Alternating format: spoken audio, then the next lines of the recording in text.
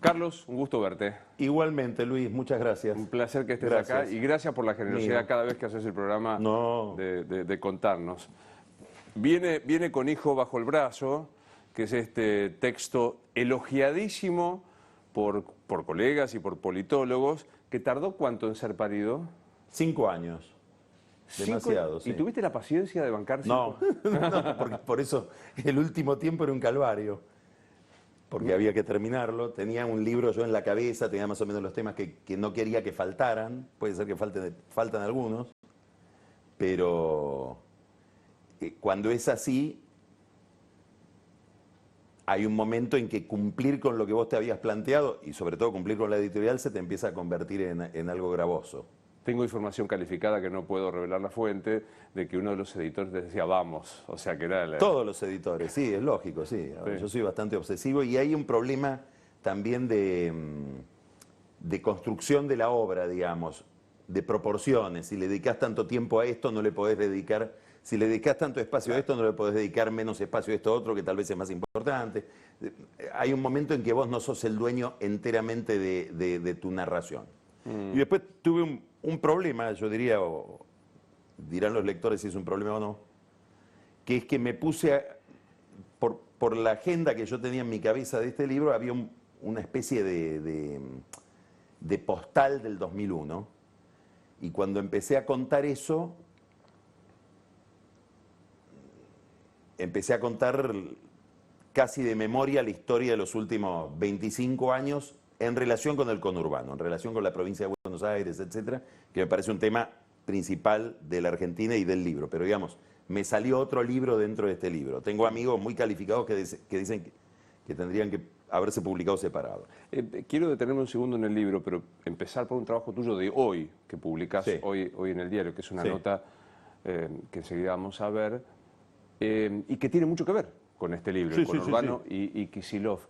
¿Imaginás una paliza de proporciones para el peronismo, el kirchnerismo, o vos me dirás? A ver, te diría lo siguiente, 3 criterios. El primero, obviamente esto es el peronismo. Tengo amigos peronistas, antikirchneristas que lo fastidia bastante que uno diga peronismo, pero es el peronismo. Claramente. En esta etapa de dominancia, digamos, kirchnerista. Perdió entre el 2019 y el 2021, 40% es el electorado. ¿Escuchaste? 40%. Es como que una empresa en 2 años pierda 40% del mercado. O como si un periodista prestigioso como Luis Novarecio pierde 40% del rating. Bueno, hay un problema ahí enorme.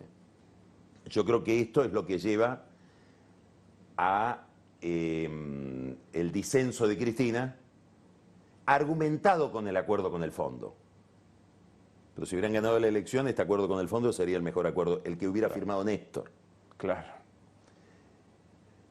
¿Vos ves alguna razón desde el 2021 para acá, desde las elecciones del 2021 para acá, en su comportamiento político, en su racionalidad política o en la situación económica que haga pensar que nos siguen cayendo? Entonces, primer dato de sentido común, esto viene en un declive. Los ves actuar en conjunto, como grupo humano. Te presento a este grupo humano, ahora sí, ponele kirchnerismo, Cristina, Alberto, Máximo Alberto, la Cámpora Aníbal Fernández. Esa lógica que vos ves, las formas de argumentar, el nivel de destructividad, ¿pensás que lleva a ganar votos o a perder votos? A perder. A perder, segunda razón. Ahora, la tercera razón, que es la más contundente, es que yo menciono en la nota de hoy a Federico Aurelio, que él realiza trabajos sistemáticos, como todos los encuestadores, midiendo la opinión pública, y empieza a ver con repetición, digamos, ya con recurrencia, una caída de la marca Frente de Todos, que va desde noviembre, supongamos 33%, ahora 27-28%. y da la impresión, por las razones que la gente dice que se está alejando, que esas razones no se van a remover en los próximos meses y que por lo tanto esta caída va a seguir hacia abajo. Yo creo que los primeros que saben, los que más saben que van a ser una catástrofe son ellos, y por eso están tan irracionales. Es decir, porque es un grupo que está en un callejón sin salida. Con un segundo plano de mi cabeza estoy pensando en un gran columnista televisivo, fallecido, creo que falleció con la pandemia, brasileño, tiene una columna muy importante en O Globo, era un cineasta, una especie de analista cultural, pero que hablaba mucho de política, Arnaldo Jabor. Y él dice, estábamos al final del gobierno de Fernando Henrique Cardoso, que tuvo una caída muy importante. Dice, cada pronóstico que hago, la pifio. Cada pronóstico que hago, ellos se comportan distinto de lo que yo supongo que se van a contestar, que se van a comportar. Y ahora me doy cuenta por qué. Porque la racionalidad, la estrategia, los planes, son prácticas que dominan los momentos de expansión. Cuando vos estás en la contracción, cuando estás en la recesión en sentido amplio, no económico, lo que domina es el miedo, y con el miedo empiezan los disparates, y empezás a hacer cosas que después, cuando salís de ese periodo, decís, pero ¿qué quise hacer cuando me senté en la mesa y no en la silla? Eso es súper interesante lo que estás diciendo, súper interesante. Bueno, me parece que hoy está pasando eso, sobre todo porque la economía les está jugando extraordinariamente en contra y no le encuentran la vuelta porque no tiene vuelta. Pues es que hoy cuando hablamos, hacíamos el pase con Majul, yo en un momento le dije, deja de aplicar categorías racionales a la irracionalidad. El hecho que me llevó a decir esto fue el allanamiento y detención de los dos colectiveros imputados de los golpes a Bernie por la UTOY, por la organización de élite de Sergio Berni, tirándolo al suelo con fusiles con cosas láser. Yo decía, es la venganza de Berni, o sea, es la humillación de Berni a nivel... Vos decís, esto es parte de la irracionalidad, el episodio con Urbano. Yo creo que todo el tema, digamos, en este episodio de Berni, primero aparece el problema que yo planteo. Es esta hipótesis central de tu libro. Digamos, no puede ser obreros enojados con un gobierno peronista. Como no puede ser que el Copito, que es un chico lumpen del conurbano, de clase social sumergido, me quiera pegar un tiro. No, alguien lo tiene que haber mandado. Si esos son los que me votan y los que me quieren. ¿Qué cambió acá? Primer problema. No puede ser que colectiveros organizados gremialmente, además, vayan en contra de un gobierno peronista y quieran fajar, obviamente de manera irracional, total, salvaje, a un funcionario que además, Luis, en cualquier lugar del mundo, en New York, en Berlín, en Abu Dhabi, donde me pongas una masa enardecida y un ministro al que están acusando y va sin ningún tipo de precaución, sin saber cómo está el horno, es casi una provocación y puede pasar una salvajada, digamos. Tampoco es que es un síntoma de algo nuevo en el conurbano bonaerense, es casi de lógica en cualquier lugar. Pero pasó. Toda esa irracionalidad de haber hecho un acto de campaña en medio de una tragedia, o de pretender hacer un acto de campaña en medio de una tragedia, Bernie, se vuelve más irracional cuando escuchás los argumentos. Digamos, cuando Kicillof dice, no es que hay inseguridad en el conurbano, especialmente en la gente que tiene que manejar medios de transporte a las 3 de la mañana o a las 5 de la mañana en lugares donde no quiero llegar. Y por eso Patricia Bullrich dice hay inseguridad entre los colectiveros. No, es al revés. Como ella lo dijo, está anunciando que hay está armando, empezó a decirlo porque ella sabe que va a provocar después la muerte de un colectivero. Entonces yo soy colectivero, digo, pero ¿dónde estás viviendo, gobernador? ¿En serio pensás que lo que nos pasa todas las noches es un invento de Patricia Bullrich para plantarte un muerto? A ver, ¿en qué estás pensando? Como la idea de perder un juicio en New York, que estaba cantado que lo perdían, y decir, no es la derecha que quiere volver a... De vuelta a los fondos buitres. O Cristina que dice, está clarísimo, clarísimo. Ted Cruz habló de mí en el año pasado y a los 5 días el copito me quiso pegar un tiro en la cabeza. Más claro, es obvio cómo está armado todo esto. Entonces empieza a haber explicaciones que refuerzan el problema central que tiene la política hoy, que es un problema de representación. Hay un blindex cada vez más infranqueable entre la gente o entre un grupo importante de gente que se siente muy castigada y la política. Y eso plantea un problema de legitimidad. ¿Por qué? Porque el político es representante tuyo. ¿Qué quiere decir? Que vos tenés que mirar lo que hace y tenés que entender lo que hace, porque te está representando a vos. El día que vos mirás y decís, este tipo, a ver, ¿por qué entró por el techo acá? Si hay puerta. Claro.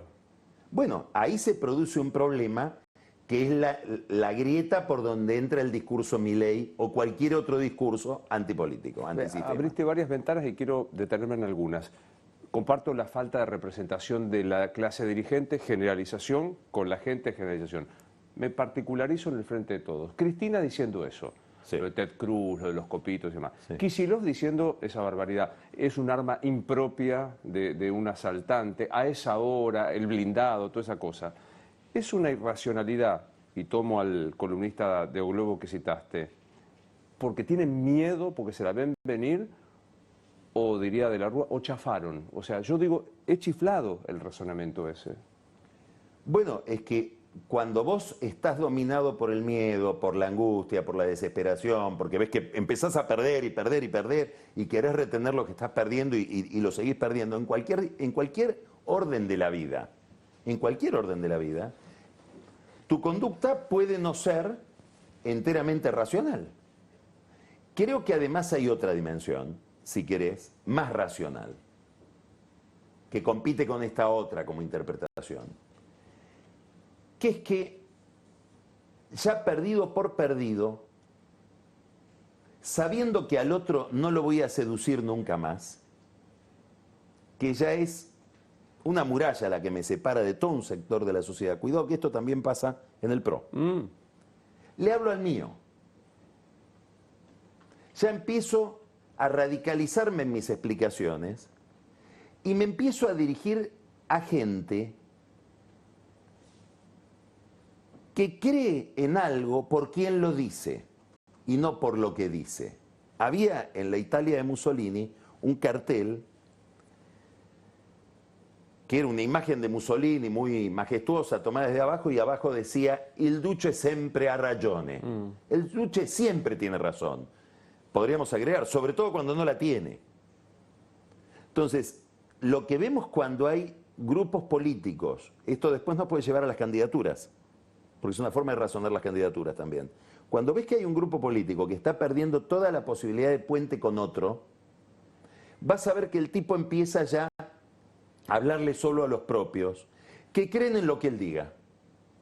Entonces, hay gente que cree que Patricia Bullrich, por haber dicho que los colectiveros tenían problemas de seguridad, estaba en ese momento dando la primera puntada, ni siquiera incitando, la primera puntada de algo que ella provocó, porque seguramente si vamos bien a quién mató al colectivero, nos vamos a encontrar con alguien de Patricia Bullrich. Digamos, fue todo un complot bien organizado, donde todo tiene que ver con todo, que es una idea genial, todo tiene que ver con todo, ¿no? Porque quiere decir que el tipo de madera con la que está hecho este sillón tiene que ver con el tipo de temas con el que estamos hablando, por todo tiene que ver con todo. Y que la Nación y papel prensa y no sé qué tiene que ver sí, con llegamos a la madera. Con esta madera y con las cosas que estamos diciendo y con el tipo de luz que me está iluminando, porque todo tiene que ver con todo, por lo tanto nada tiene que ver con nada. Ahora, ese tipo de razonamiento que le puede resultar incomprensible al otro, supongamos a nosotros, le resulta absolutamente aceptable a aquel que dice, bueno, sí, siempre tiene razón. En realidad no necesito argumentos. En realidad esto es una guerra donde yo soy defensor de un color, cualquier cosa signifique ese color. Cuidado que pasa del otro lado también, digamos. Yo creo que hay mucha gente que le debe resultar absolutamente incomprensible unas cosas que dice Macri o que dice Bullrich, digamos, gente más radicalizada. Algo de eso hay en Milei también. Digamos, de cosas que dice, que uno dice, pero es un delirio lo que está diciendo. Y, la gente, y el que adhiere ciegamente a... Entonces hay un tema de fanatismo. Es quién, no qué. Exacto, ¿quién lo dice? Es el argumento ad hominem al revés, Sí. positivo.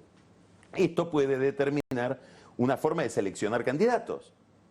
Porque si yo ya decidí, creo que hoy la cabeza de Cristina está en esta frecuencia que voy a plantear ahora, si yo ya decidí que al otro no le llego, no te pongo un candidato puente, que es lo que ella quiso hacer con Alberto Fernández, que a lo mejor sería Massa. Si resigno algo de identidad para conseguir más votos. No, voy a retener lo más que puedo mi identidad, a no desfigurarme, porque sé que estoy perdido y bueno, conservo una base electoral sólida, homogénea, para enfrentarme al gobierno que viene.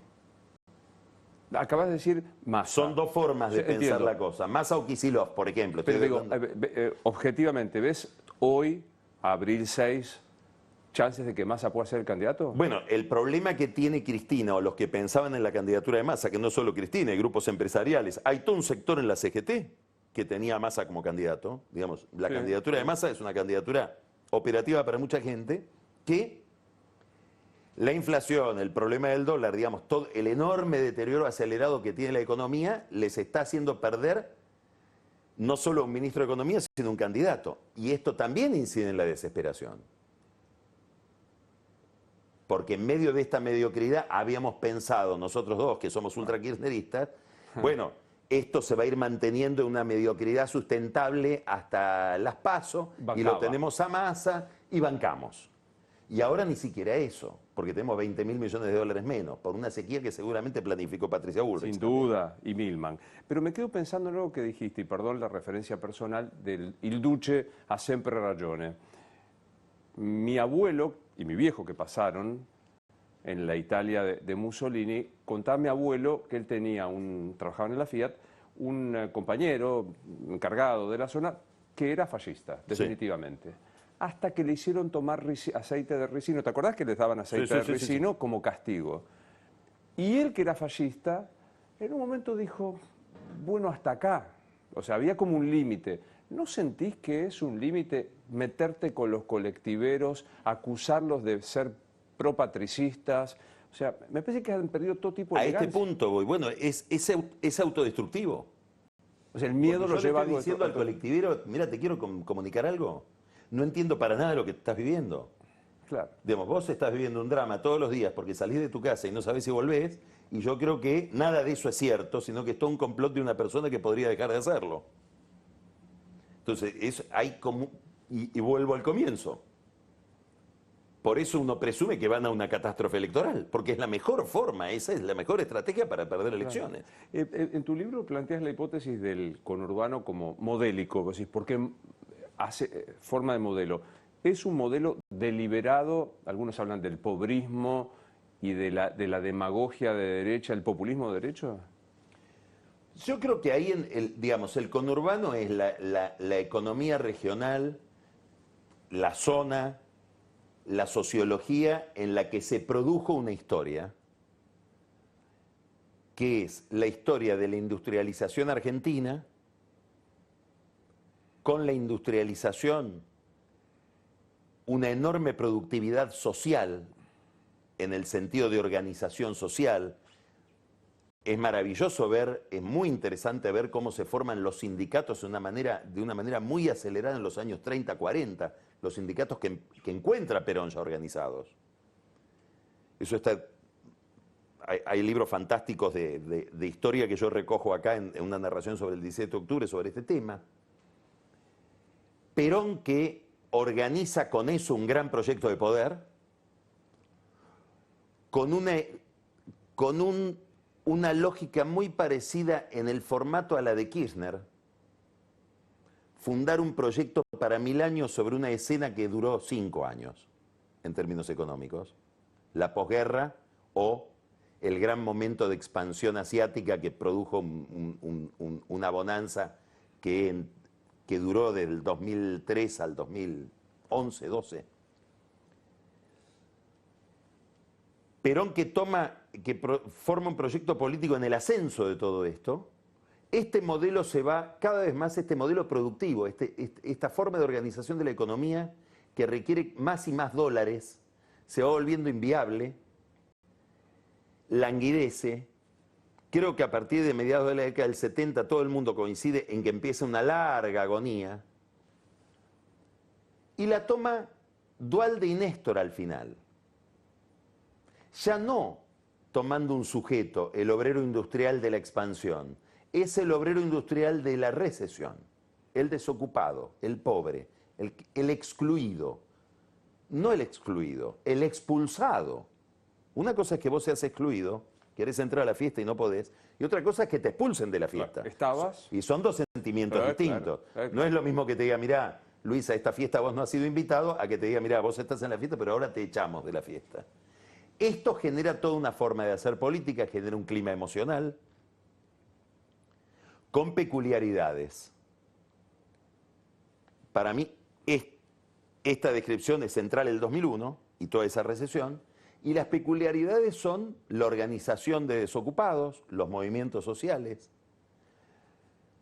el papel del populismo encarnado en Cristina, que tiene un poder enorme en esa sociología.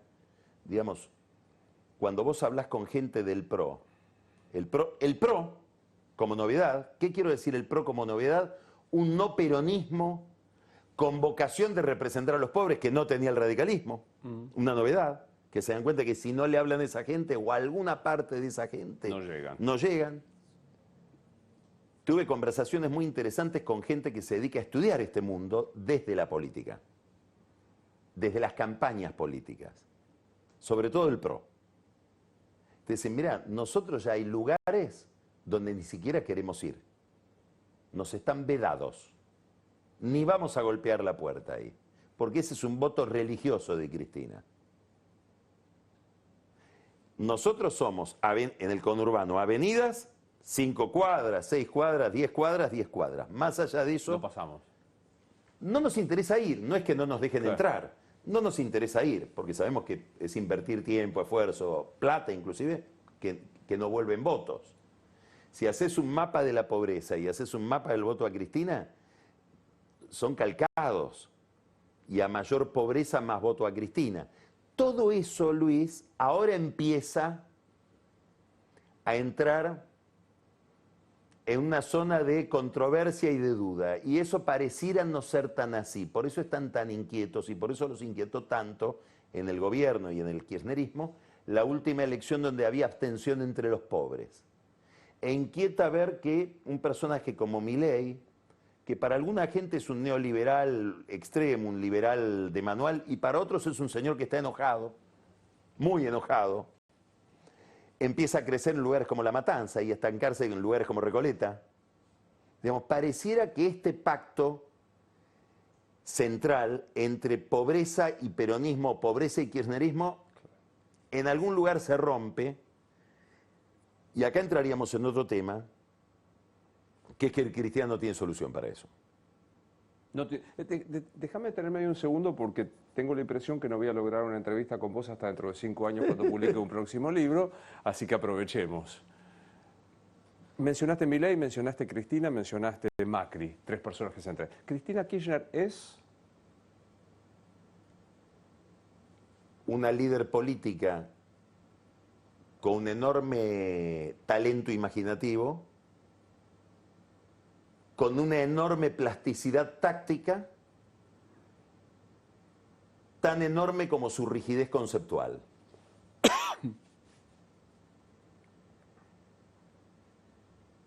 Con una afinidad que hay sectores del electorado, esa afinidad es religiosa.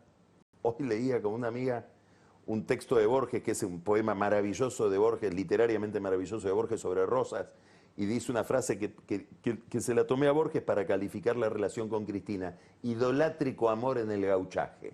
Wow. Eso es Cristina, con un problema. Sus ideas económicas quedaron fijadas en una circunstancia irrepetible, 2003, 2004, 2005, y no tiene ninguna plasticidad para revisar esas ideas. Entonces está en un drama. Porque a su gente le tiene que decir que no tiene nada que ver con este ajuste que está gobernando, que está llevando adelante mal, destartalado, Massa. Y a su vez no puede reemplazarlo a Massa por otro ministro, porque sabe que no tiene a alguien con un proyecto viable para estas circunstancias económicas. Entonces, al final termina Cristina, para terminar con su rol, que es tu pregunta, siendo una especie de nuevo Duhalde, es decir, alguien que disciplina a los pobres para que sea viable un proyecto de ajuste. Uy, el odio que le va a dar esto. Bueno, es el lugar que ocupó Duhalde durante la convertibilidad y es el lugar que ocupa hoy Cristina, que es darle disciplina social a una zona del país que padece un ajuste que está llevando adelante su gobierno, el gobierno que puso ella. ¿Fue? ¿Cristina fue? No, nunca se puede decir eso de nadie y menos de Cristina. Yo creo que ella cuenta con una base electoral y sobre todo organizativa que le permite seguir interviniendo en el proceso. Ahora, dicho esto, creo que si van, como presumo, a un gran drama electoral, y esto ella lo sabe perfectamente, va a haber un gran cuestionamiento sobre su figura. Quiero decir, resulta muy difícil pensar que si van hacia una catástrofe electoral no haya un grupo humano dentro del peronismo que haga el negocio político de decir esto ha sido un desastre e empezar un proceso de renovación respecto de Cristina, como lo empezó Cafiero respecto del sindicalismo de los años 70 o Duhalde y sobre todo los Kirchner respecto de Menem. Yo creo que el peronismo, si las elecciones le son tan adversas, van a entrar en esa lógica y esa lógica va a ser importante para el próximo gobierno. ¿Por qué? Porque no es lo mismo para un gobierno no peronista, si llega a ser un gobierno no peronista, que es lo más probable, gobernar frente a un peronismo organizado de 40% de los votos, que gobernar frente a un peronismo que se está o lamiendo las heridas o peleándose entre ellos. Confusión. Dijiste, hay personas que creen que Milei es un liberal de manual, otros dicen un indignado. Sí. Javier Milei es... Las dos cosas, creo que es que es un economista teórico. Te voy a decir algo que vos decís que a Cristina lo... Le va a joder que le digas que es un Esto le va a molestar a Milei. Hay una extraordinaria afinidad, a mi juicio, entre Milei y Kicillof. Es decir, son economistas teóricos, fascinados por la historia del pensamiento, se fascinan por algo fascinante, que es lo que tiene la economía de idea. Convive con la historia de la filosofía. Es muy difícil saber si Marx era un filósofo o un economista, o si Adam Smith, digamos, teóricos sociales, no solo economistas, teóricos sociales. Eso fascina. Lo fascina a Milei, por un lado, la escuela austríaca, todo lo que él estudió, o todo lo que él predica, y lo fascinó a Kicillof por otro lado. Bastante desconexión en ambos entre eso y la práctica. Y van pasando de ser científicos, por decirlo de alguna manera, o académicos, es decir, gente que se plantea problemas, a ser ideólogos, predicadores electrónicos, gente que no tiene ningún tipo de problema, solo tiene dificultades. Digamos, no tengo ningún tipo de problema, no me hago ninguna pregunta, solo tengo dificultades que hay que remover. Por lo tanto, tengo enemigos. Lo va llevando eso al dogmatismo. Estuve leyendo un libro maravilloso que se llama El Tirano. Es un libro de un señor que se llama Greenblatt, es un crítico literario, y el tema no puede ser más interesante. Shakespeare y el poder. En ese libro habla del fanatismo. Si el fanático es alguien que ve con tanta claridad que lo que él piensa es verdadero, tiene tan poca sombra de duda sobre lo que piensa, que no puede concebir que alguien dude de eso. Si duda es porque es un inmoral. Entonces, una de las dimensiones del fanatismo, y esto tiene que ver con la polarización argentina, es que si vos no pensás como yo, es porque sos un perverso. Claro. Porque es obvio que lo que yo pienso es lo cierto. Pero digo, entonces, tiene que haber una perversión que te lleva a dudar. Pero esa definición del fanático tiene tan claro y el que no es un inmoral, ¿aplica a lo que piensa Milei? Yo lo veo a Milei que se enoja mucho ante la disidencia. Se enoja casi más que Cristina. Entonces, me parece que hay una contradicción ideológica, pero un espejo emocional y casi te diría psicológico.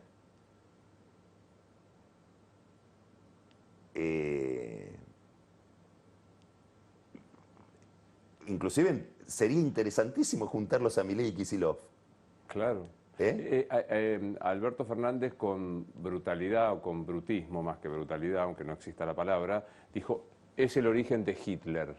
Salvemos la comparación tan desafortunada. ¿Es el origen de un tipo autoritario en el ejercicio real del poder, Milei? No lo sé, no lo sé. Porque me lo imagino a Milei en el poder y creo que tendría tantas dificultades organizativas, institucionales, etcétera, que a lo mejor eso mismo lo volvería más. No sé qué nivel de plasticidad tiene, no lo sé. Creo que Alberto Fernández dijo una barbaridad, pero que detrás de esa barbaridad hay una pregunta interesante. Y es que no es un problema argentino, es un problema occidental. Acá hay un problema con una institución importantísima, una de las grandes instituciones de la vida moderna, el trabajo. Falta trabajo. No es que falta sueldo, que es una de las dimensiones del trabajo. Es una de las cosas que falta, pero cuando falta trabajo faltan otras cosas. Yo te digo, mira, Luis, vos vas a cobrar lo mismo que cobrás, pero no hagas más televisión.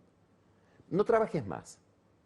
Digamos, se te va a pagar lo mismo, pero no vengas más. Te maté.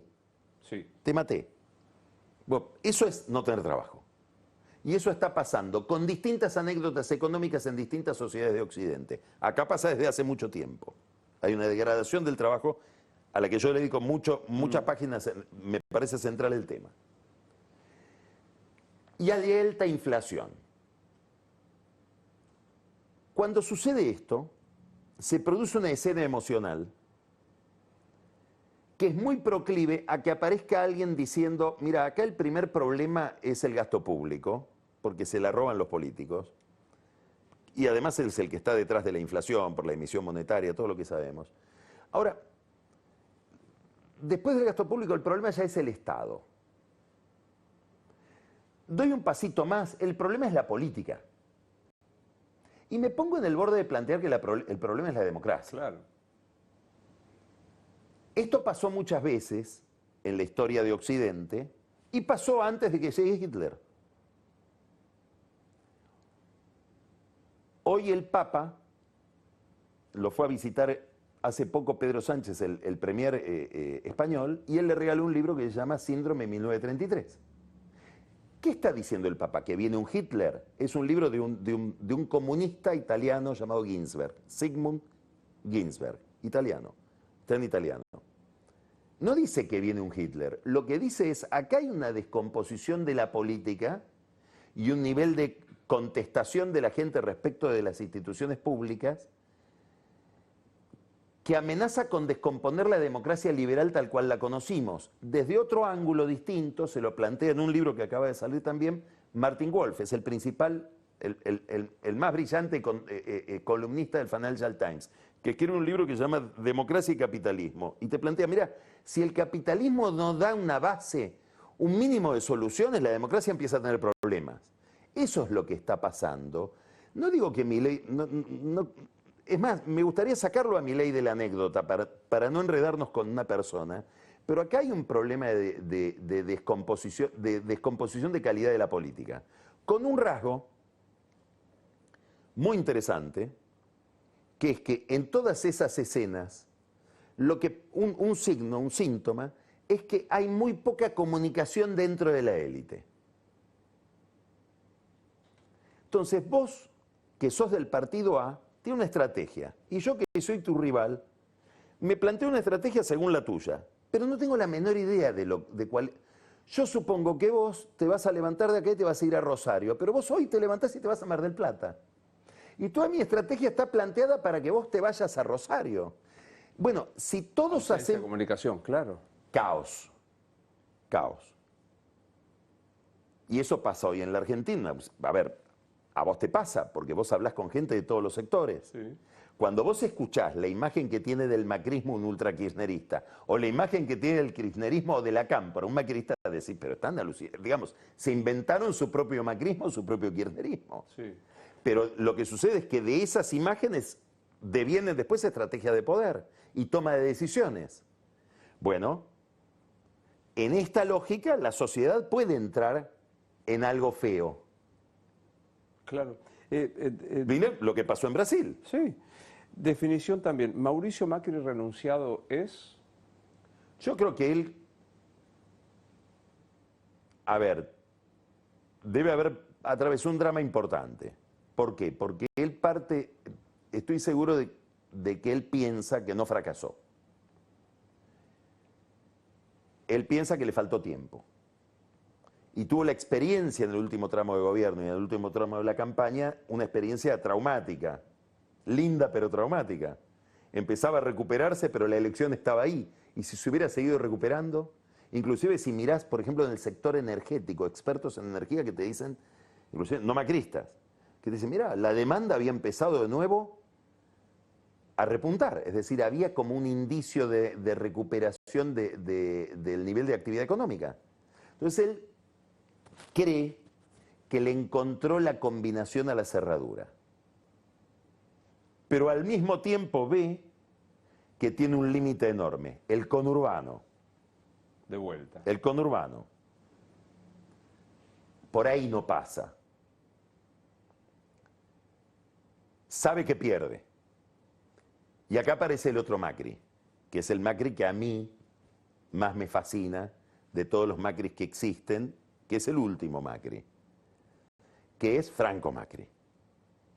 Es un calabrés astutísimo, con un sentido del poder, casi te diría biológico, visceral, con una capacidad extraordinaria de persuasión sobre la gente, casi te diría en algunos casos cercana a la manipulación, muy estratégico respecto de su jugada, que construye un desistimiento magistral. Es la Capilla Sixtina de los desistimientos.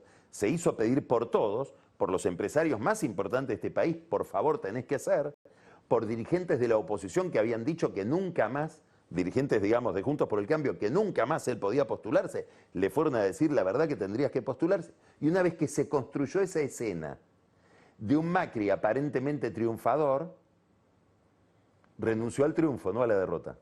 Claro. ¿Eh? No es que se va porque no ganaba, se va... Me voy porque soy una especie de magnánimo. budista zen Tal cual. que descubrí que debo matar a mi ego. Que es lo que dice, que es su discurso, ¿no? El narcisismo, le gané al narcisismo. Le gané al narcisismo. Ahora, yo podría decir, te dominó el narcisismo de no poder soportar una derrota, porque podrías haber ido a probar. Y a lo mejor en el camino ganabas. Te voy a robar las dos, la Capilla Sixtina, el desistimiento, y le podrías haber ganado el narcisismo de perder, claro. ¿No? Uno cuando, yo tenía un profe de historia de la filosofía, que decía que cuando uno lee un libro tiene que tratar de leer, más que el texto, quién es el autor. Y viendo el libro hay algo que a mí me apasiona, que es que planteas todo el tiempo preguntas, a diferencia de los fanáticos que no toleran. O sea, das data, haces un análisis y seguís preguntando, que por las dudas es este libro que recomiendo, que sos como un rocker ahora. Fui a mi librería a Eterna Cadencia y me decían, acá está, que lo que se vende lo de Paña. Bueno. Sos un rocker, definitivamente. Pero digo, yo trato de leer quién sos. Me sorprende. ¿Quién sos? Bueno, yo creo que ese libro plantea bastante quién soy. Por las cosas que vos dijiste, por lo que acabas de decir. Soy una persona muy ligada a mi juventud. Creo que sí, sigo siendo ese, que es un chico de la Facultad de Humanidades, con enormes problemas para encuadrarme, con cierta tendencia a la extraterritorialidad, una propensión, yo diría, cercana en lo patológico, a poder ponerme en la cabeza de otro, lo cual me da profesionalmente mucha ventaja.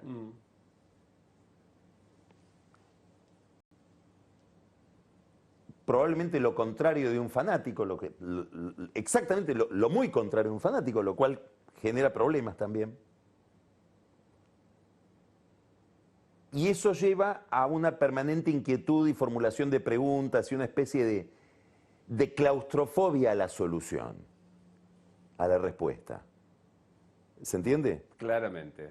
Y yo creo que eso es lo que está en el libro. Bueno, esto es lo que yo siento leyéndolo al libro. Que Sí, no te doy una respuesta.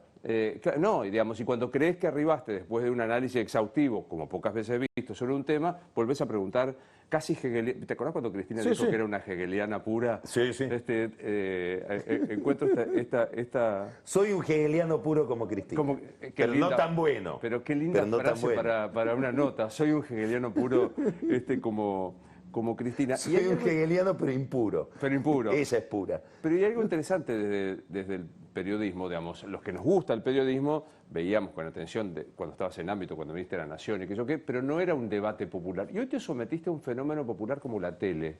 Y que Fue llevado por la casualidad, un poco como este libro que se hizo así de casualidad, porque iba a ser otro libro. Y a la tele llegué por iniciativa de Nicolás Dujovne. Era él el que pensó primero en un blog. A ver, yo con Nico tengo una viejísima relación de interlocución, donde lo central es la conversación. Y en algún momento él pensó que eso podía ser un producto, nuestra conversación, en un blog. A la media hora me di cuenta de que era incompatible con mi trabajo. A él se le ocurrió ahí, ¿por qué no hacemos un programa de televisión? Y a mí mucha gente me insistía en por qué no haces televisión, etcétera.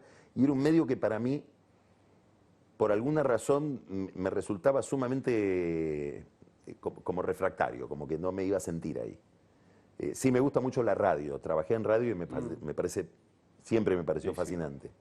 El ambiente que se crea en un estudio de radio, ¿no? Es algo irrepetible, como una especie de casi irrealidad. la masiva soledad me gusta hacia mí, porque Eso ¿no? es, muy bien, muy bien, muy bien, eso genera una sensación rara. ¿Y cómo te llevas con el Y bueno, ya empezamos con Nico y el ego? Porque ahora te paran por la calle. Yo creo que obviamente es muy satisfactorio porque hay como una especie de afecto, de cosa muy rara. Genera mucha confusión, te debe pasar todo el tiempo, de alguien que viene a saludarte como que te conoce de toda la vida, claro. y vos decís, pero ¿cómo puede ser que me haya olvidado de esta persona? Y no, es que no Es la que no, conoces. es que no. ¿No? Eh, sí, no me disgusta,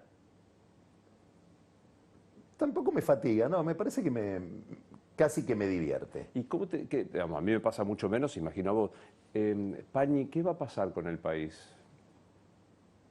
Incomoda eso, porque uno que sabe nada, sabe lo mismo que esa persona, no sabemos más. Es un tema lindo ese, porque inclusive muchos periodistas, analistas, nosotros, miramos al político como que él sí sabe. ¿Qué va a hacer Cristina? Mirá, sabe lo mismo que vos de lo que va a pasar, por eso está asustada.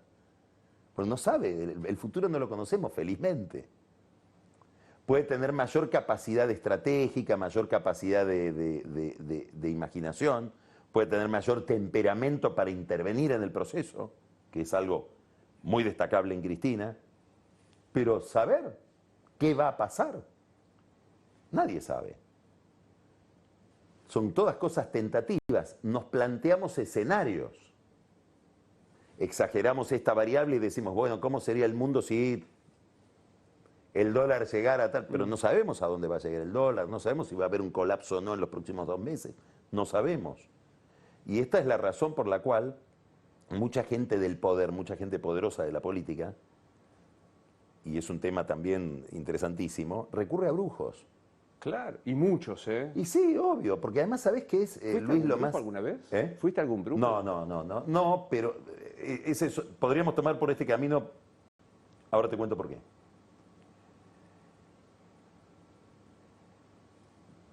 ¿Por qué el brujo y la política? Porque lo que es indescifrable, lo que es misteriosísimo, inmanejable, es el afecto de la gente.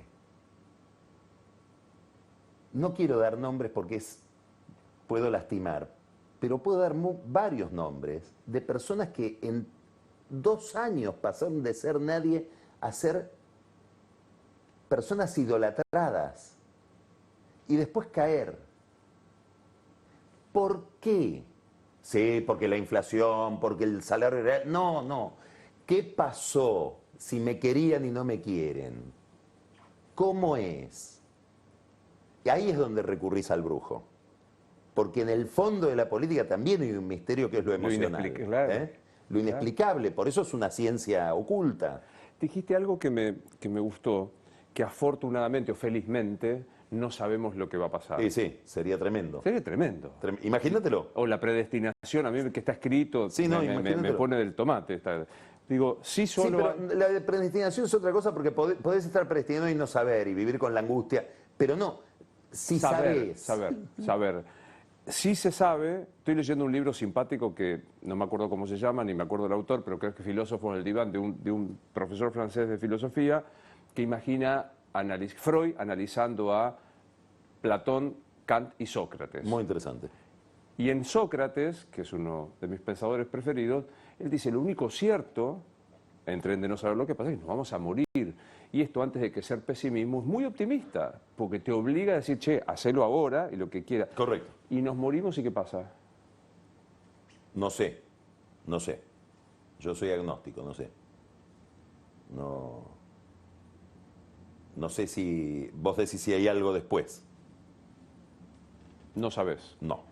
¿Te angustia o te da motor, como dice Sartre, a hacer y perseguir el deseo en términos amplios? Yo creo que nos angustia a todos la finitud, que no es el final del camino, la punta de riel, es la finitud instalada en el presente.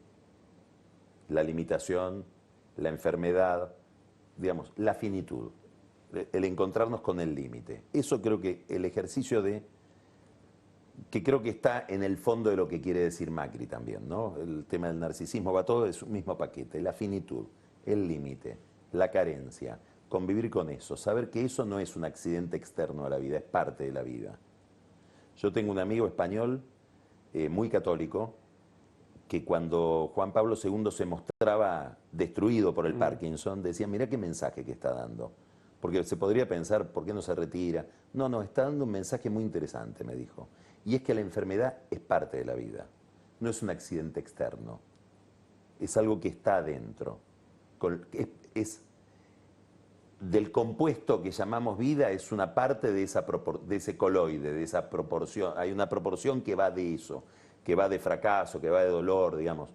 Los griegos decían que es la hibris, querer modificar esas proporciones, querer eliminarlas. Eso sí cuesta. Me parece que es mucho más costoso y más realmente costoso que la idea de la muerte. No sé, no me la planteo tanto. Claro, tenemos la misma edad, pasamos los 35 años los dos. Sí. ¿No? Sí. Yo tengo 36. Sí, pero aparentás 35. Yo aparento 36. En este marco de lo que estás diciendo, ¿la decadencia física te molesta? No es que me moleste, pero a ver, trato de hacer cosas para que no sea un drama. Claro. Me dijo una amiga, más amiga tuya que mía, pero voy a intentar competirte, que es Carola Gil.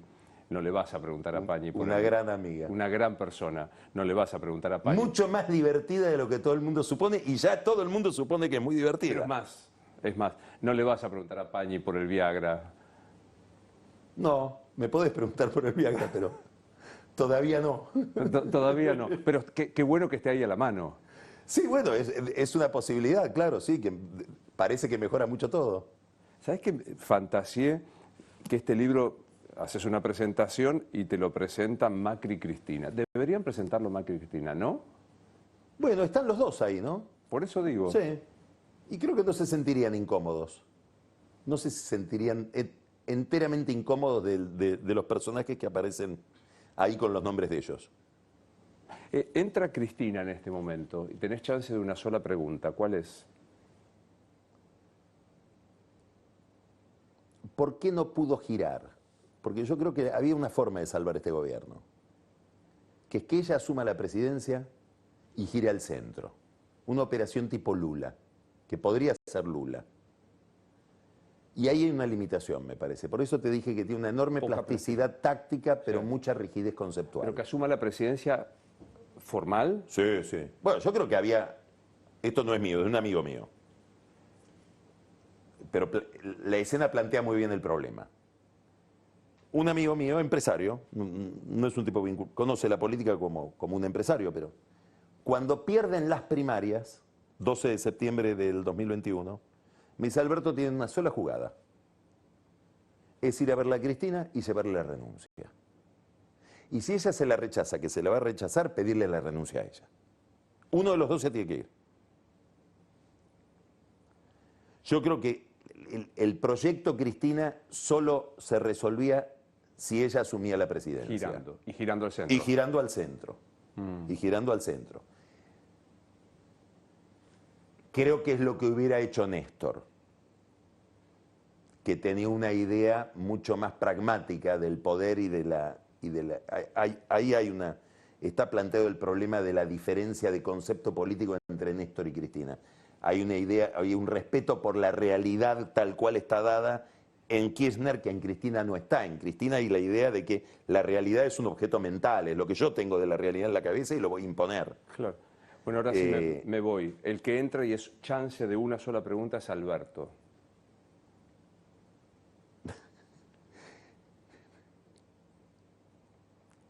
Yo creo que es el gran titiritero,